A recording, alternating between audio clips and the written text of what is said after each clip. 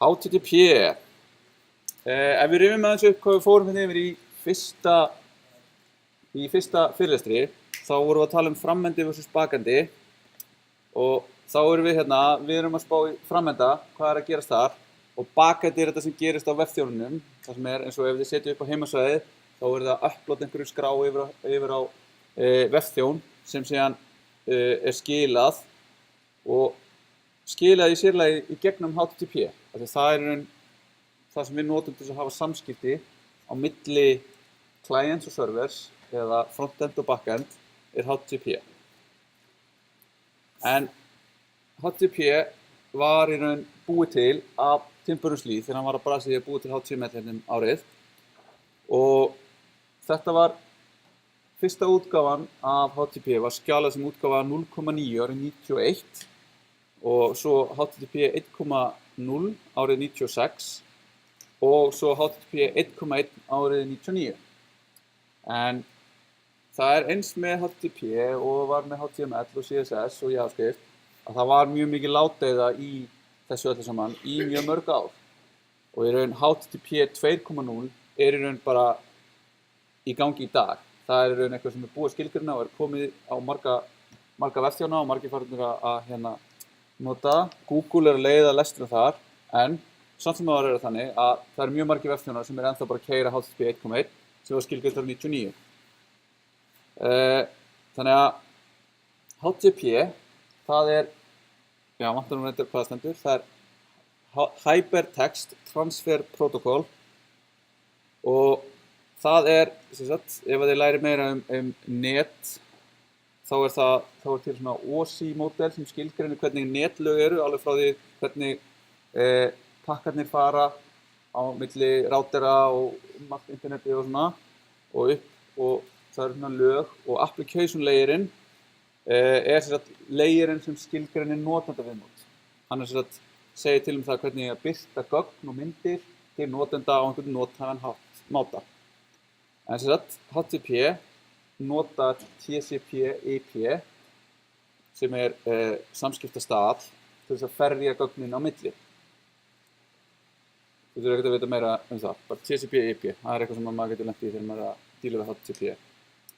En HTTP 1.1 kom þarna út nokkrum árum eftir HTTP 1.0, lagfæra einhverja villur, gerði host header nauðsynlegan sem við sjáum eftir, bætti við stuðning við persistent connection af því að HTTP notar TCP/IP og TCP, ég man ekki hvað stendur fyrir, hefur hlut sem heitir slow start sem þýðir það að alltaf þegar búið til nýja HTTP-tengingu þá er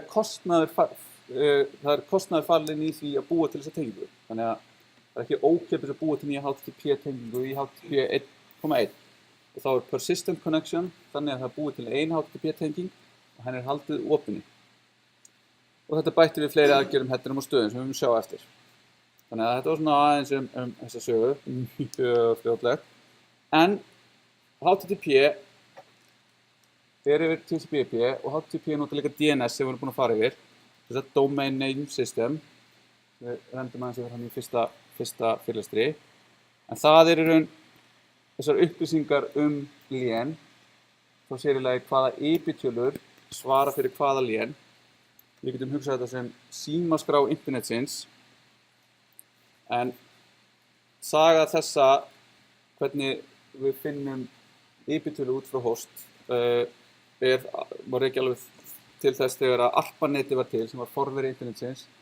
Þá fór fólk á ARPANET og ætlaði að skoða eitthvað fréttir eða eitthvað og þá þurfti að slá inn í raun númerið á tölvunni sem ætla að fara inn á. Ég ætla að fara á tölvu 12.136.2.1 og fólk man þetta ekki því að það er erfitt að muna svona tölur. Þannig að það var búið til svona hosts.txt skjal á einni tölvunni sem að tók þessa tölur og bjóð til eitthvað heiti. Þannig að það var hérna news, það fór yfir í þessa tölur. Og það var þá þannig að einn af þeim sem skilgreindi DNS, og hann skilgreindi ARPANET, hann sá það bara að taka við beiðnum heyrðu, geturðu bætt við það hérna Funny, það þessi hérna tölva, það með öllu fyndandótinu. Og hann var bara, tók við þessu, bætti þessu í host.txt skjal á einhverju tölvu, sem síðan aðrar tölvur sóttu og var notað til þess að komast að því hvaða tölva eftir hvaða tölu eftir nafni. Við getum ennþá í dag átt við svona host-skilgreiningarnar og þá þetta dæmi það að á þeim vélum sem við erum að nota þá 127.0.0.1 sem IP4 IP-tala, hún bundin við localhost sem við höfum séð, til dæmis þegar við keyrum upp browsing, þá opnast allt á localhost, en það skilgreint sem þá þessi IP-tala og þá okkar tölvan. Þannig að við erum með vefþjón sem vísar okkar eigin tölvu. Og svo erum við dæmi IPv6 tölu og þá 2.2.1 í raun skilgreiningin á localhost þar. Og þannig getum við líka yfirskrifað aðrar DNS-færslur, þannig að við getum farið inn þarna og við getum skilgreint að hi.is fari yfir á okkar vél eða hi.is fari yfir á einhverja aðra vél og það getur verið nytsamlegt ef við erum að prófa eitthvað sem við höfum ekki aðgang að einhverjum raunvélum. En við getum líka notað ákveðin tól sem eru til staðar til þess að finna í raun hvaða tölvur eru bundnar við hvaða IP-tölvur. Þannig við getum notað ping, NSLOOKUP og þá getum við séð í raun hvað erum að vera með hvaða blén. Þannig við getum gert ping hi.is, þá sjáum við að hi.is með þessa IP-tölu 130, 208, 165, 194. Það væri mjög leiðilegt að þurfa að slá þetta alltaf inn til þess að geta farið inn á hi.is. Þannig í staðinn erum við DNS sem bindur hi.is við þessa IP-tölu. Svo getum við notað NSLOOKUP, þá fáum við upplýsingar það hvaða nafnaþjónar eru að svara fyrir þetta. Þegar í raun þetta virkar þannig að tölvan mín spyr nafnaþjónar sem eru skilgreindir í minni vél hver með hi.is og þessi nafnaþjónar, þeir spyrja aðra nafnaþjóna sem spyrja aðra nafnaþjóna og á endanum finna þeir einhvern nafnaþjón sem veit hver hvað og skilur okkur þá í raun hvaða tölvu við að tala við sem við þá förum yfir og opnum HTTP samband við. Þannig að það fyrsta sem gerist þegar við erum að leita opnum eitthvað á vefnum í raun uppletting í DNS. Og þegar það komið, við vitum í raun að hi.is einhver vél út á internetinu, þá búum við til HTTP request sem við sendum yfir á þessa vél og við vitum þá hvert heimilisfangurinn út frá IP-tölunni og þá það request frá okkur sem vafra yfir á og client yfir á server. Serverinn tekur við því requesti, gerir eitthvað í sínum vefþjón, í því forriti sem þar, býr til response sem síðan sendt tilbaka til okkar. Og það í raun HTTP. Það í raun búið til request og fór tilbaka response. Og request, það í raun bara texti og textinn, fyrsta línan inniheldur þá aðferð sem á að nota, þá auðlind sem verið að biðja og þá útgáfu af HTTP sem á að nota. Síðan eru headers fyrir aðgerðir, tóm lína og svo einhver gögn sem við sendum. Þannig að hérna dæmi request sem við erum að gera. Þá byrjar það hérna, fyrsta línan segir við ætlum að gera get request á forward/resources sem þá bara example.org sem þá skilgreint í næstu línu sem þessi host header sem segir þetta example.org sem við erum að fara að tala við og svo koma hérna þessir headerar, hérna connection keep alive sem þetta sem að koma í HTTP cache control, þetta einhver header accept, þetta einhver header user agent, þetta einhver header og svo framvegis. Þannig að þá tekur vefþjónninn við þessu og veit þá sirka hvað við erum að biðja út frá þessum upplýsingum og býr til response, og response statuslína sem segir til hvaða útgáfa HTTP vefþjónninn að nota, og þá síðan hvernig svarar hann. Þá það bæði sem tala, staðan sem tala og staðan sem texti.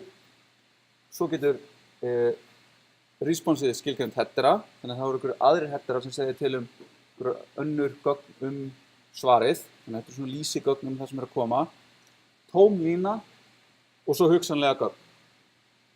Þannig að þegar við erum búin að gera þetta kall á example.org eða einhvern vefþjón hérna, þá fáum við tilbaka HTTP 1.1, hann svarar með sömu útgáfu og við erum að nota, 200 sem statusinn frá servernum sem tala, og OK sem þá statusinn sem texti, og svo komum tilbaka einhverjar upplýsingar.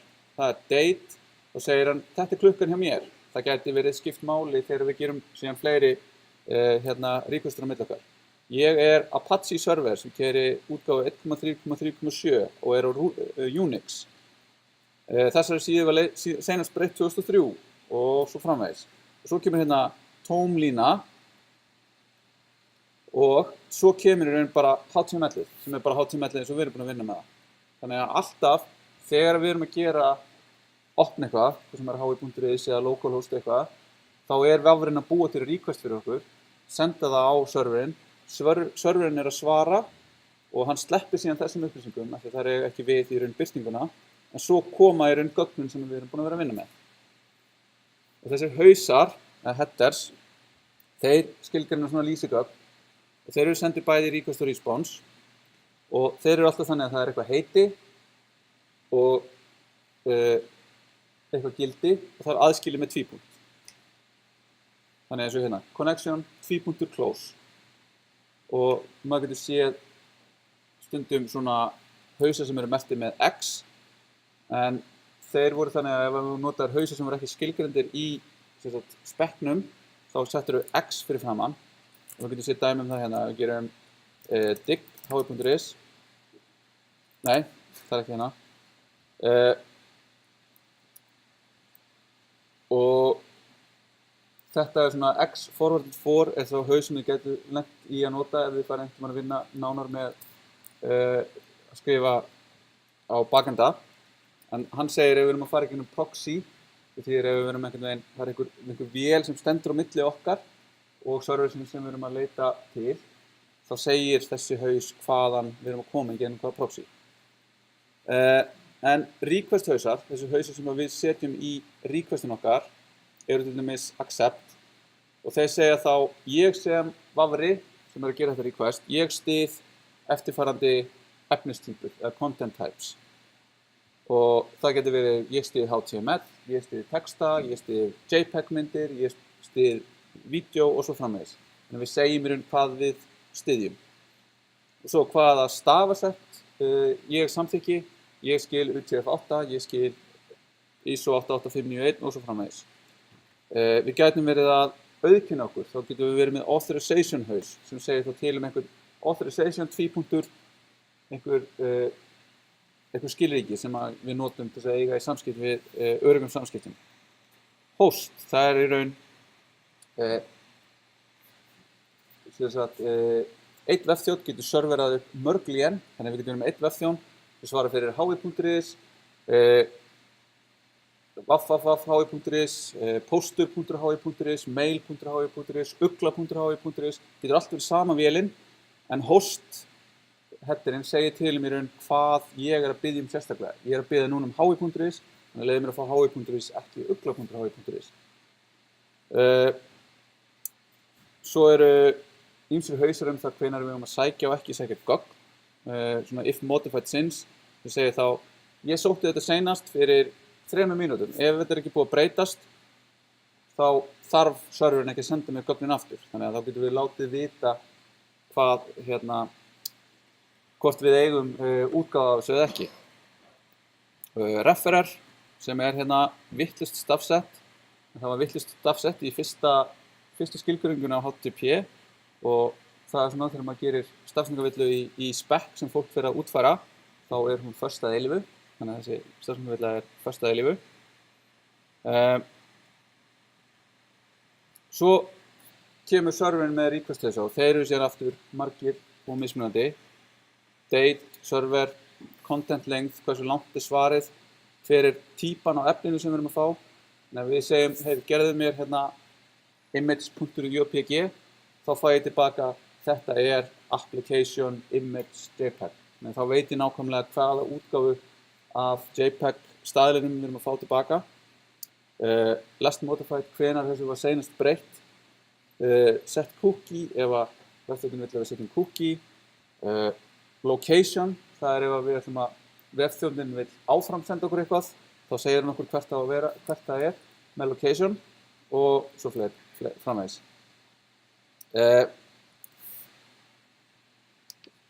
HTTP í grunninn hannað sem stöðulaus prótókoll og það þýðir að server þarf ekki að geyma neinar upplýsingar á milli beiðna. Þannig að þegar ég geri beiðni á hi.is og ég geri svo aðra beiðni strax aftur á hi.is, þá gerir í raun serverinn grunninn sér ekki, hann gerir engan greinamun á fyrra og seinna responsinu. Hann heldur ekki eitthvað utan um að hey, tölvunars Óla var að gera request, þá veit ég það og ég ætla að geyma einhvers staðar. Af því að það myndi í raun krefja vefþjónunum það að halda utan um rosalega mikið af stöðum.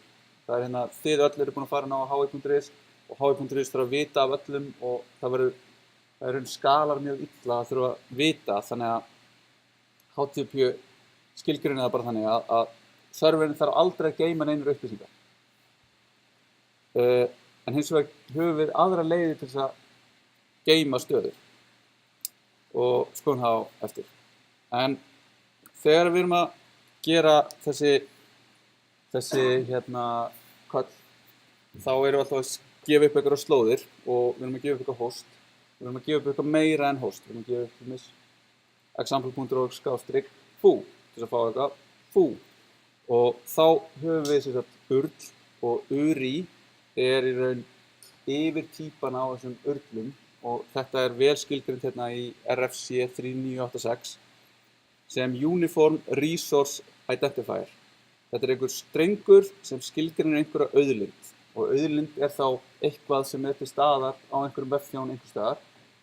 Það getur verið HTML-skjal eða mynd eða JavaScript-skrá eða CSS-skrá. Og þetta skilgreinir með nafni, staðsetningu eða bæði. Og URN Uniform Resource Name sem skilgreinir bara auðlind með einhverju unique nafni.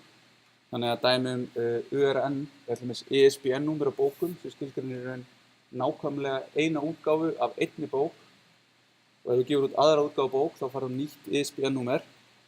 Það staðsetur samt ekki bókina í bókasafninu, það segir þér bara hvaða útgáfu af bókinu þú vilt. Það það sama með URN og URI eða URI og URN. URI-ið staðsetur og auðkennir, og meina URN-ið auðkennir eingöngu. Og svo höfum við URL, sem það sem við heyrumst í daglegu tali, og það skilgreinir auðlind með staðsetningu. URI can be further classified as a locator, a name, or both. The Uniform Resource Locator, URL, refers to the subset of URIs that, in addition to identifying a resource, provide a means of locating the resource by describing its primary access mechanism. Þannig að URL í raun URI, en URI meira en URL. Það getur líka bara staðsett hluti. Þetta svona mjög óskililegt hjá mig kannski, en í grunninn það að við getum séð bæði URL og URI og URI í raun réttara. En URL sem sagt samanstendur af einhverju skemu, einhverju protokoll, tvípunkti og 2 skástrikum. Það mjög kunnulegt. Við fáum svo host sem það venjulega eitthvað domain nafn eins og hi.is, en það getur líka verið IP-tala. Við fáum síðan hugsanlega tvípunkt og eitthvað portnúmer, þannig að það það sem við séum þegar við erum að opna með browsersync. Við opnum á localhost 2.3000 sem þýðir að við erum að opna á porti 3000 og ef það ekki skilgreint þá port 80 sjálfgefna portið sem HTTP notar og síðan einhverja slóð á auðlind. Og eftir það getum við fengið query streng sem þá svona name value sub, heiti og gildi skipt með ampersand. Og síðan fragment identifier sem staðsetning einhvers staðar innan auðlindar. Þannig að þetta í raun dæmi sem tekur til alls þess sem url getur skilgreint eða eitthvað sem kannski kunnulegra. Example.org, auðlindin example, query-strengurinn foo bar og auðkenni innan skjalsins á bas. Þannig að við höfum séð þetta til dæmis þegar við gerum verkefni þar sem við hoppuðum á milli kafla með því að vísa í ID-ið. Þá vísar þetta í ID-ið á síðunni. Þegar við erum að vinna með íslenska stafi, til dæmis við heitum á auðlindum, ef við erum með oli.jpg, þá getur óið valdið vandræðum í sumum eldri vefþjónum sérstaklega og þá getum við og þurfum að kalla í einhver föll sem encode og þá til dæmis hérna í JavaScript heitir fallið encode URI en ekki encode URL og það tekur við URLi og skilar okkur því encode URI hérna Óli, það kastar óinu yfir í það sem öruggt að nota þegar við gerum hérna beiðnir á milli vefþjóna sem prósentumerki C3, prósentumerki B3 sem í raun bara Unicode eitthvað fyrir stafinn. En sem sagt, URI sem nafn hlutsins og URL sem heimilisfang, example.org URI en HTTP example.org URL og URI. Við getum sem sagt heimsótt example.org bæði á HTTP, HTTPS, FTP og hugsanlega einhverjum fleiri prótókollum en URLið í raun nákvæmlega hvernig við ætlum að heimsækja, hvaða útgáfu við ætlum að heimsækja. Þannig að ef við notum URI í stæði fyrir URL þegar við erum skilgreindir þá getum við verið svona actually, það URI og haft tæknilega rétt fyrir okkur. Þannig að hérna þetta svona mjög fuzzy skilgreining þarna á milli. En ok, HTTP aðferðir eitthvað sem við nefndum hana, ég nefndi áðan. Það í raun hvernig við ætlum að sækja eitthvað. HTTP 1.0 skilgreindi get, post og head og svo bætti HTTP 1 fleiri aðgerðum en þær aðferðir sem við notum mest og við höfum séð núna þegar við erum að skilgreina form get, en það í raun svo aðferð sem við notum langt mest. Þá biðjum við einhver ákveðna útgáfu af auðlind og fáum hana. Head, þá segjum við gefðu mér þessa auðlind nema ég vil ekki fá í raun efni hennar, ég vil bara fá hausana. Þannig að þá segjum við head fyrir eitthvað. Post, það virkar í raun ekki eins og gett, það ekki að sækja eitthvað og gera eitthvað, bara fá eintak af því. Heldur að segja, hér ég með einhver gögn sem ég vil kæra vefþjónn og þú takir við og gerir eitthvað við. Þannig að til dæmis ef við erum að búa til eitthvað forrit sem við búum til form og við getum skrifað inn einhverja fyrirsögn og einhver texta og ítt að takka, þá myndum við geta sett með post yfir á vefþjóninn þessi gögn og þá tekur vefþjóninn við þessum gögnum og gerir eitthvað við það. Geymir eða gagnagrunni eða whatever. Put er síðan oft notað þegar við erum að gera eins og post nema við erum að fara að uppfæra eitthvað, þannig að við vitum það að ég var búinn að búa til hérna, þessa setningu með þessari fyrirsögn en ég ætla að uppfæra fyrirsögnina, þá get ég kallað í put með úrýinu á þeirri færslu til þess að uppfæra hana. Og delete byggir þá eitthvað sem okkur ákveðnu úrýsi 1 og já, svo eru fleiri hérna.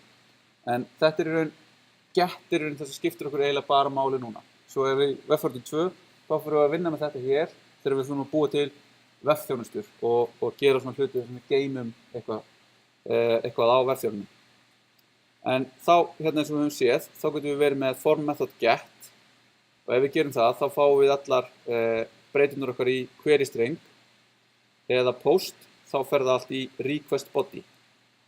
En ef við skoðum hérna hvernig request body virkar, þá getum við farið hérna í network núna og minkum þetta aðeins. Nú ætlum ég að skrifa eitthvað hérna inn, ég ætla að skrifa halló heimur og það sést ekki og ég ætla að íta á takkan og ég ætla að gera preserve log þannig að þannig sé hverfur þetta halló svo íti ég hérna á takkan og ég ætla líka að sjá allt hérna oh my svona halló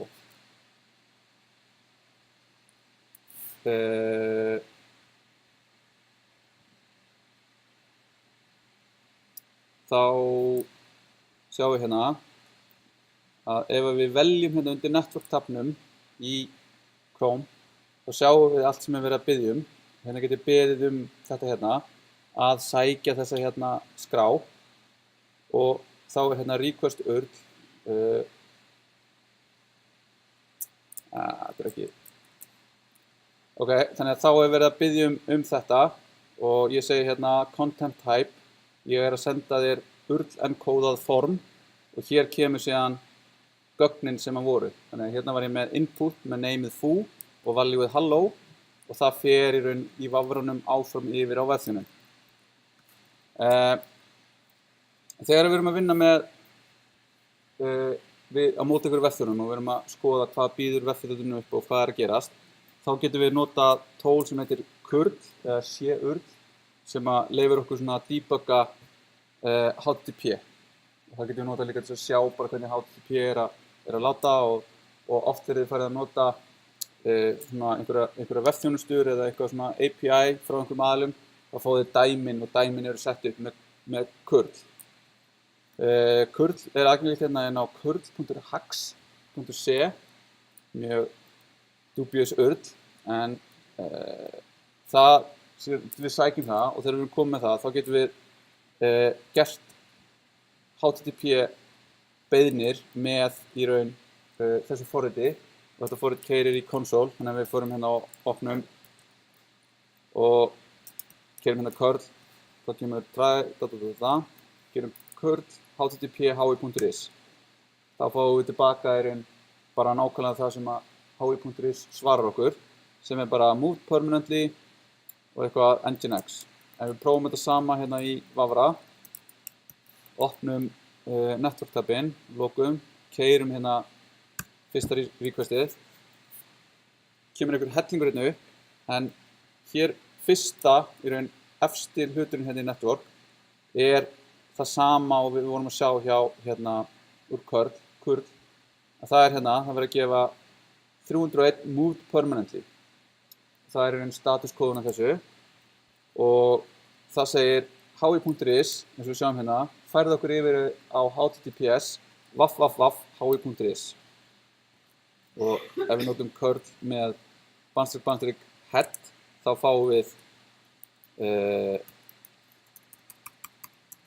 headerina líka þannig að þá sjáum við hérna, þá sjáum við aðeins headerina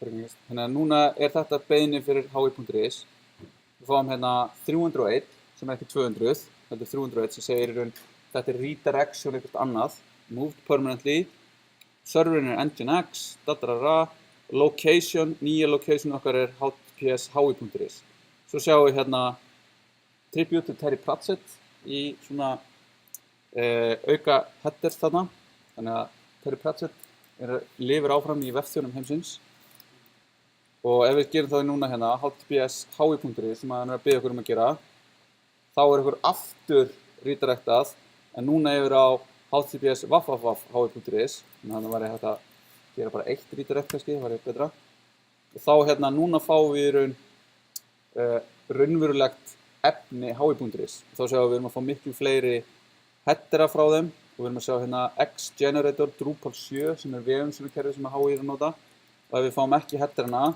þá gerum við þetta þá fáum við bara allt HTML fyrir síðuna sem er í sjálfu sér mjög segir okkur ekki neitt þarna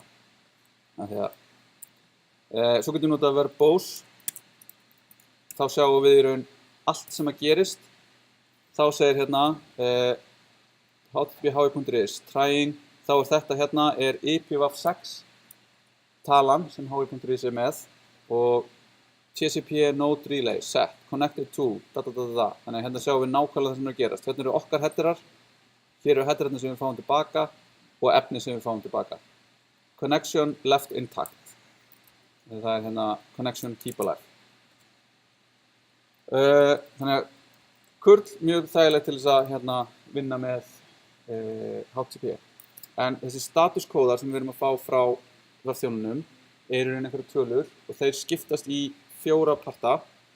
Það er þess að 100 og eitthvað eru til upplýsinga, 200 og eitthvað segja til að það hafi gengið upp það sem við vorum að gera, 300 og eitthvað, skilst í 5 hluta, ekki 4 þess að segja, þriðji hluturinn, eða 300 og eitthvað er áframsending, þess að 301 permanently, eða moved permanently, 400 og eitthvað er villa hjá client, villa hjá okkur og 500 og eitthvað er villa hjá server. Þannig að kynna dæmi þetta, 200 OK, staðla svar, HTTP request sem gekk upp, 201 created, þetta getum við fengið ef við gerum post á eitthvað eða put á eitthvað og það var eitthvað búið til í svarinu, í hérna, út af því að við sendum beiðnina, 204 no content, requestið gerðist en það er ekkert sem er skilað. Þannig að við gerum delete á eitthvað, þá er búið að delete það en við fáum til svara tilbaka, já, þessu var deletað, þú ert búin að delete það þannig að það er ekkert að gefa það tilbaka. 300, 301, moved permanently, það segir þá gefur í raun klientnum merkjum það að þetta request og öll önnur request eigi alltaf að fara yfir á það URI sem er gefið upp í location. 302, found, sem er svona temporarily, í einhver tíma mun þetta ekki svara hér heldur á öðrum stað. 304 not modified, þannig að ef við sendum header sem segir ertu búin að breyta þessu? Þá getur serverinn sagt nei, það er ekki búin að breyta þessu, 304 not modified. Og þá getur serverinn líka sleppt í að senda okkur gögnin, þannig að þá getur við sleppt í að vera að senda gögn, óþarfa gögn yfir netið. Og temporary redirect, þannig að það er eitthvað sem er þarna í smá stund eins og þarna 302. 400, þannig að við getum fengið 400 villur þegar við erum að búa til einhverja villur í okkar beiðni. 400 bad request, einhver villa í syntax. 401 unauthorized, ég er að reyna að gera eitthvað en ég hef ekki aðgang að því, ég fæ unauthorized. Forbidden, ég hef aðgang en ég má ekki skoða það sem ég er að biðja. 404 not found, kannski frægasta 400 villan. Þú baðst einhverja auðlind en hún fannst ekki. En það þýðir samt ekki að hún gæti ekki birst í framtíðinni. 500 er síðan þegar serverinn er að gera eitthvað, serverinn er niðri. Þá er 500 almenna villan, 500 internal server error, 501 not implemented. Við erum að biðja eitthvað sem að vefþjónninn styður ekki. Service unavailable. Þetta getur við séð til þess að við reynum að gera eitthvað á vefþjón sem er undir miklu álagi. Þá er þetta svona seinasta sem hann gerir eitthvað. Ég er að kafna hérna 503 service unavailable. Ok, og svo að lokum, til þess að geyma stöðu, þá getum við gert þrennt. Við getum búið til svona faldarbreytur í formunum okkar.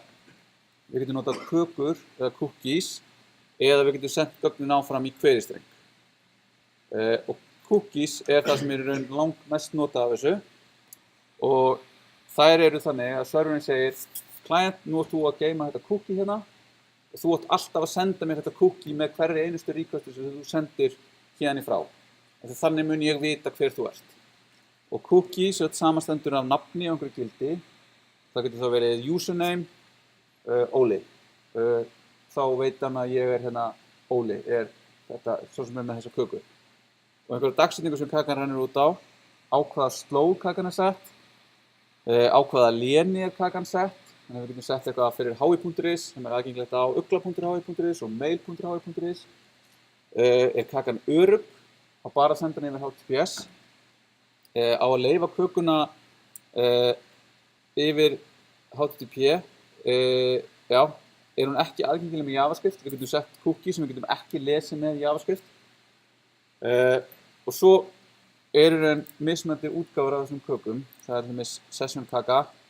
Ef það er ekki gefin upp neinn dagsetning þess að hún á að renna út, þá er hún í raun bara er henni hent þegar vafranum er lokað.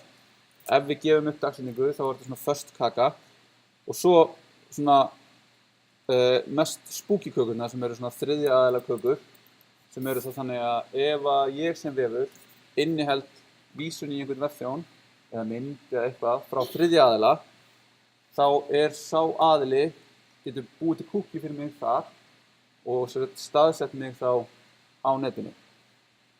Sem þýðir að hérna, ef við förum inn á hi.is og við skoðum hérna hvað cookies í gangi hérna, þá förum við undir application og þá hérna vinstra megin storage, það cookies, þá sjáum við hérna hi.is, has URLs. Ok, það eitthvað búið að takmarka hér. Svo förum við inn á visir.is, cookies þar, þá sjáum við hérna visir og bylgjan.visir.is að geima einhverja cookie fyrir mig.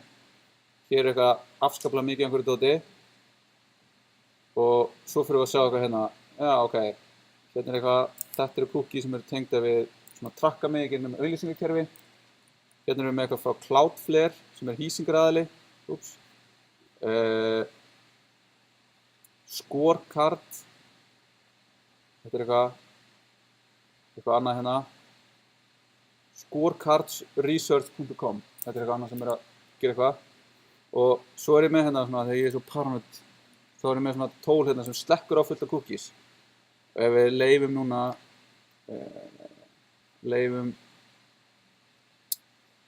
trust, nei, ekki trust, pause. Pause svona og þá fáum við eins og Facebook. Alla síður til dæmis sem eru með like button eða Facebook comments eða eitthvað, þau hringja tilbaka í Facebook og af því að við erum langflest alltaf logguð inn í Facebook, þá veit Facebook svona 90% af öllum vefsíðum sem við förum á, af því að alla vefsíður eru tengdar við Facebook. Því að Facebook veit nákvæmlega hvenær þið farið inn á visir.is, hvað þið refreshið oft visir.is og þessar cookies eru bæði mjög saklaus en geta líka verið notað í mjög svona skuggalegum tilgangi sem ástæðan fyrir hérna, þið farið inn á marga vefi í dag og þá fóðu þið svona, þessi vefur nota cookies. Þá segir þið, já, ok, fine. Þá það út af því að Evrópusambandið vill að fólk sé meðvitað það að það verið að fylgjast með okkur þar sem við erum að fara út vefinn með cookies. Og þá þetta cookie law, eða svona ekkert sérstaklega góð útfærsla á því að láta fólk vita af þessu, en samt ein leið til þess. Og að lokum, HTTPS, sem HTTP-tenging en bara yfir örugga layer í TCP og byggir á skilríkjum og public-private lyklum og flókið. Og við skoðum það nánar í næsta áfanga, verður segja. En tökum núna nokkra mínútna pásu, byrjum aftur 10:03.